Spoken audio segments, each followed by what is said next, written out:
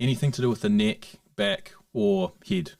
There's more and more research coming out now about all the head injury sort of space, and I was just very fortunate that I never really had any bad concussions. I had the odd sort of head knock where you'd get a bit dazed, but then, you know, no after effects or anything like that, and then you go through the concussion protocols and pretty much passed all the tests straight away.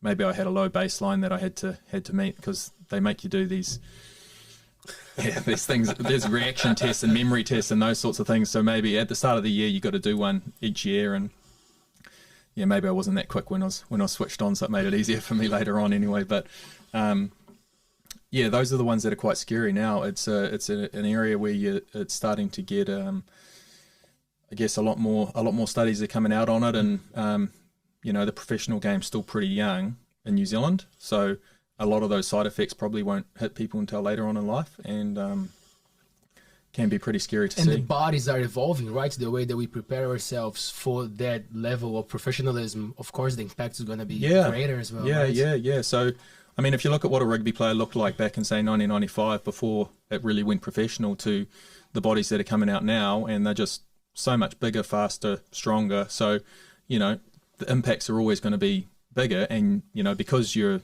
doing all the training, your body can withstand it, but the head's still the same. You know, you're just getting whacked in the jaw a lot harder if things go wrong, and so well, and not even if you get hit in the head, still the collision is still that, you know, that seatbelt effect of your brain inside your head. You know, like you get the impact, and it's still the force. Yeah, I suppose there's that, but then there's also, like, the amount of games that guys are playing now is a lot more than back then, and you know, depending on what club you're at and what their philosophy is on training. I've been in some clubs where, you know, the trainings are like games, and you're smashing each other all week as well. So I think people realise reasonably quickly that when they go through a bit of an injury crisis that, oh, maybe we can't just smash them up during the week. We need to actually look after them, because so teams are pretty smart now. They're not really, you know, you do still need to have little periods where you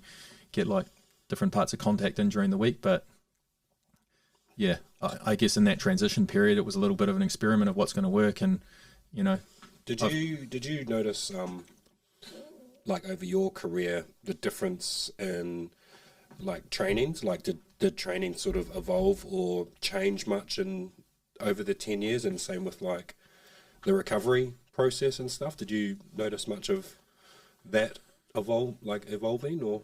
Yeah, there's obviously more and more science happening, more and more studies coming out, and then I guess, as you get older as well, you put a bigger emphasis on your recovery, because, you know, your body's getting sore, you've got past injuries that are still sort of niggling away, that you're always just trying to almost get right and be ready for the next game. The last thing you want to do is give someone else an opportunity to take your position if you can help it.